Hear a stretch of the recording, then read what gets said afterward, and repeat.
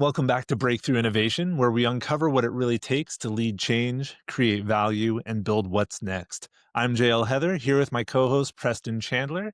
Together, we lead Centered, a firm that helps organizations navigate complexity, spark creativity, and unlock the full potential of their teams through innovation coaching and strategy. Today's guest brings a refreshing blend of creative energy and strategic thinking and a people first approach to entrepreneurship. Andy Milligan is the founder of MMG Design, a design forward marketing agency helping tech and B2B companies build websites that don't just look great, but actually convert.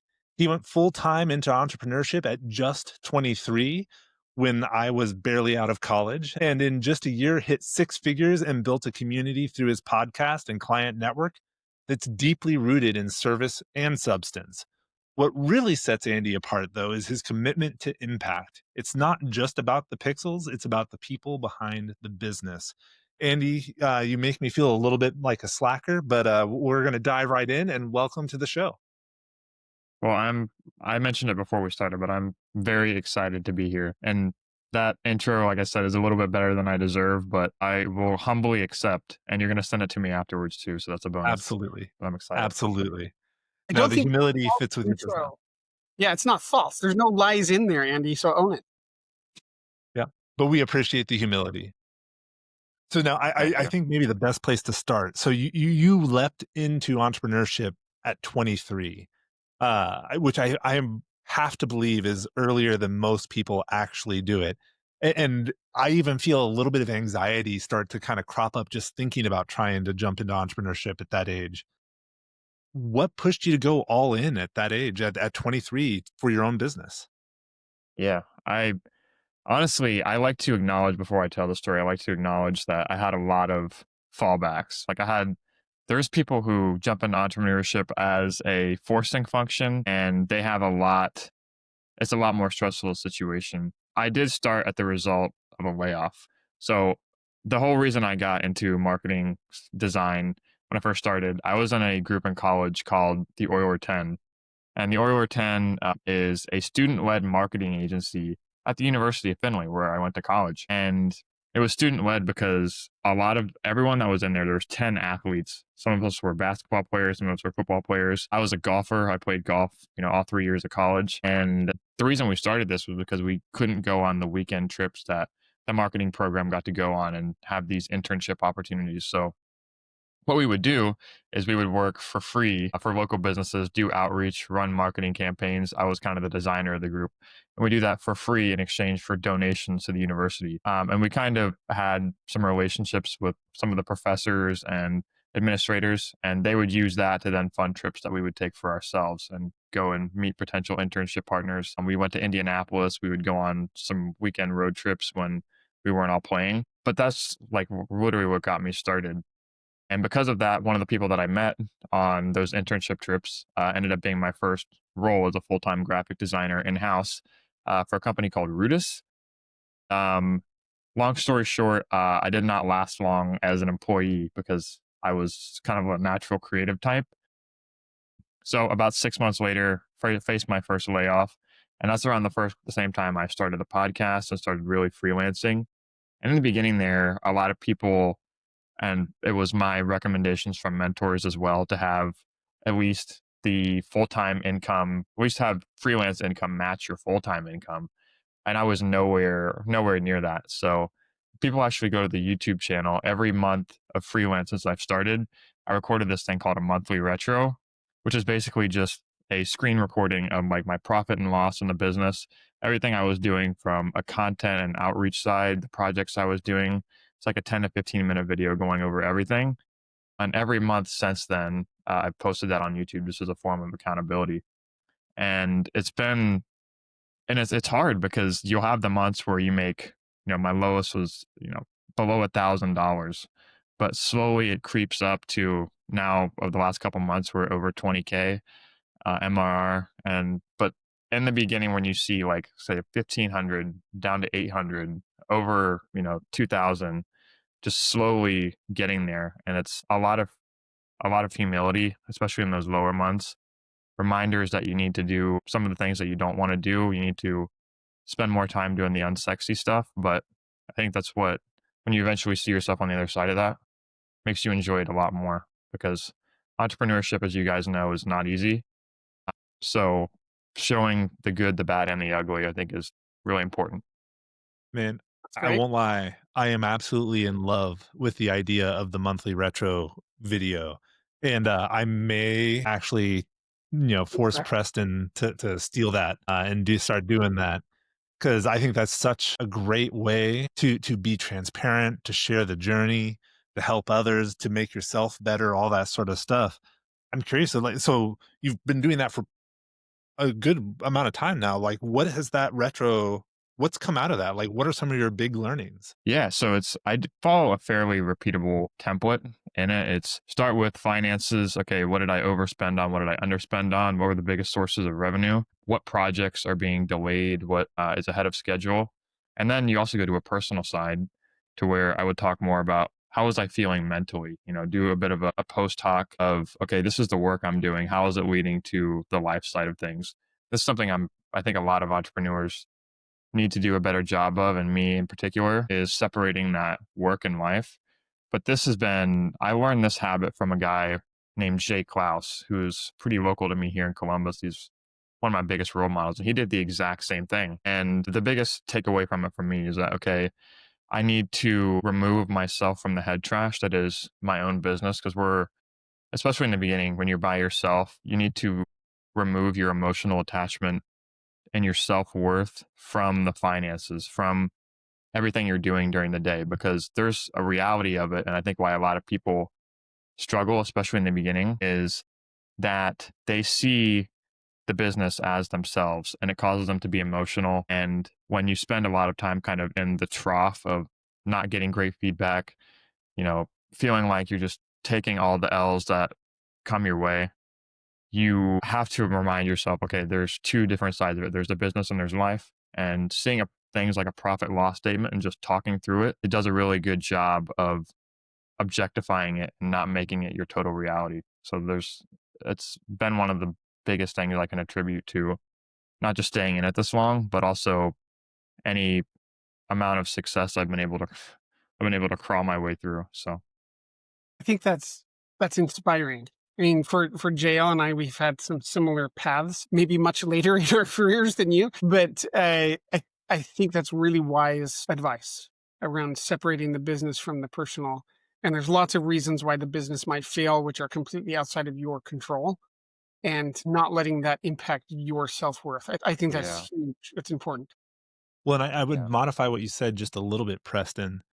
Maybe, and I'm trying to do this on the fly, which is always dangerous. And where I'm coming from is your business is personal, right?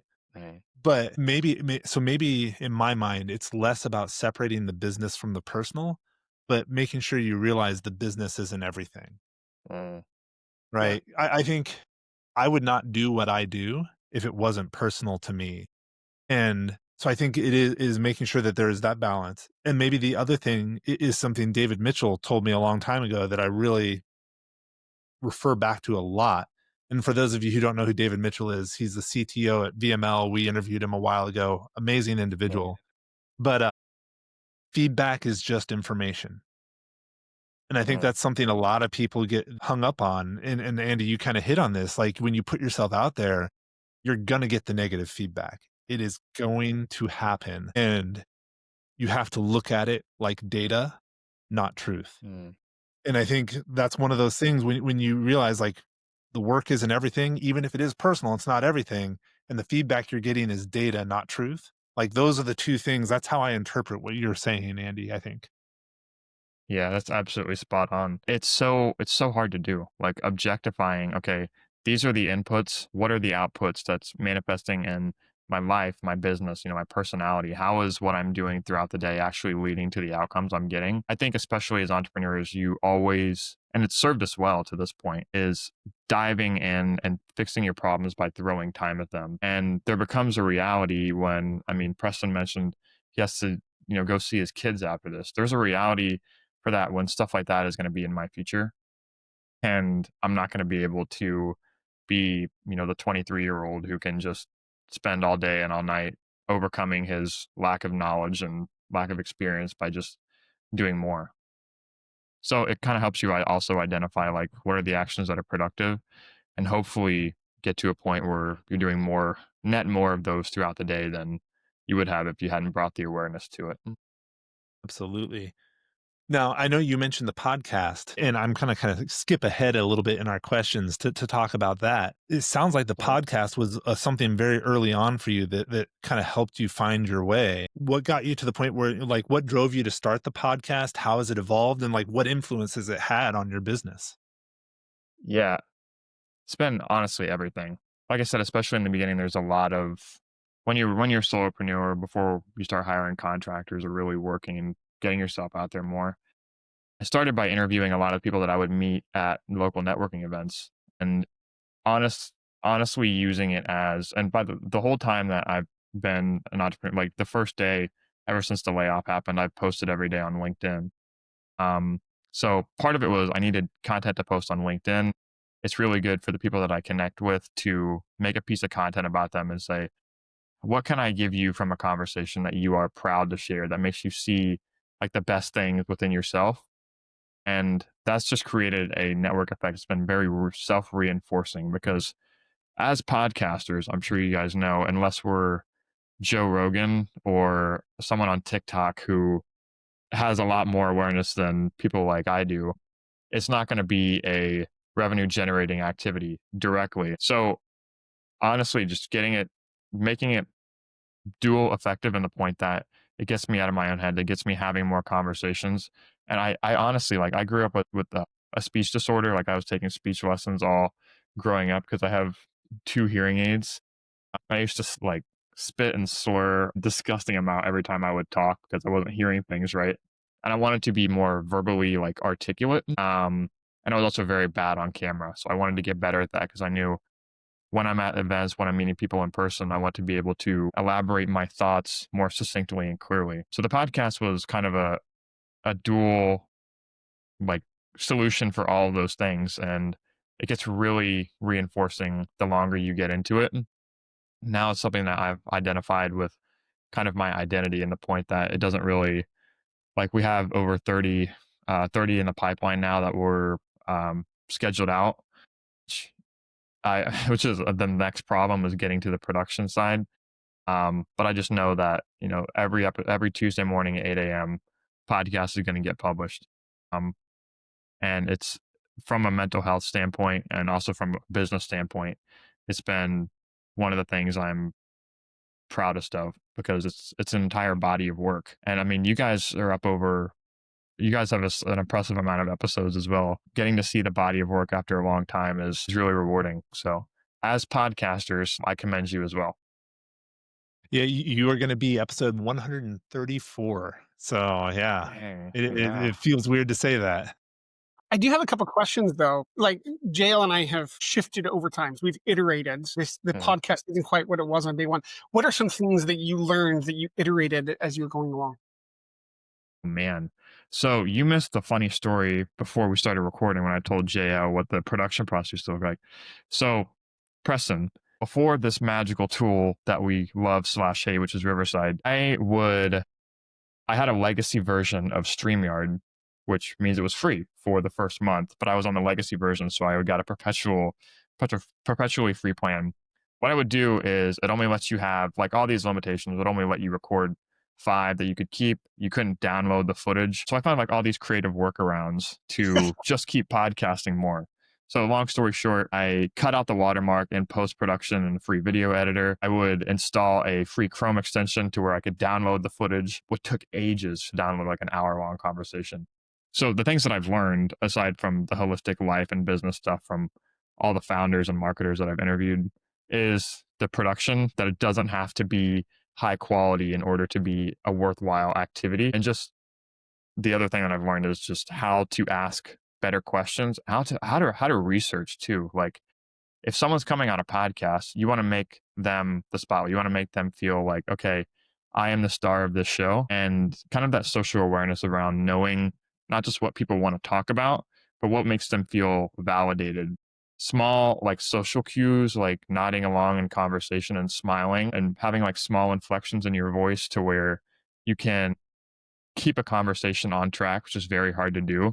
So, like for example, I like encouraging conversation and not asking long, drawn out questions, just like saying why or talk more about that, or slow, like small, succinct things that reinforce them, make them feel heard, and make them be the star of the show. Because that's what you give in podcasting always comes full circle, Yeah. and that's why it's very reinforcing. Great. And real quick for everyone who's listening, what's the name of the podcast? It's called Marketing by Design. I'm a designer, and we interview a lot of marketers and founders about how they built their success and told their stories by design. Awesome. Right. So for everyone that's listening, right after you go out there and look up MMG Design and send a couple questions Andy's way, go check out the podcast as well. Andy, we could keep going. Unfortunately, we're out of time. I think this has been a really great conversation. Other than checking out your website and your podcast, what's the best way for people to get into contact with you? Yeah, well, first of all, I want to say a huge thank you. Like I know as podcasters, there it is it's a chosen art, and giving like we just talked about it for a long time, but giving someone else energy in a conversation, that's not something I take lightly, and this has been the highlight of my day. So people can connect with me on LinkedIn. I really encourage that. My website is MMG Design, mmgdesign.net. But I would head to LinkedIn first. I'm on there a lot. I post a lot of content from the podcast and our website projects over there, post daily. So I'd love to have a conversation. Well, thank you so much for your time. For everyone else who made it all the way to the end with us, while you're down there leaving that 5-star review, we'd love to get some comments from you. Like where have your journey in entrepreneurship taken you? What are you worried about? What if you're not an entrepreneur, what's stopping you? I think we'd love to hear from you. And if you are looking for some podcasts to check out, I think we've got a nice long list of episodes on 2 different podcasts for you to look at this point. So pass the episode around, forward it to anyone who might be interested. Thank you again, Andy, and we'll see you all next time on Breakthrough Innovation. See you later.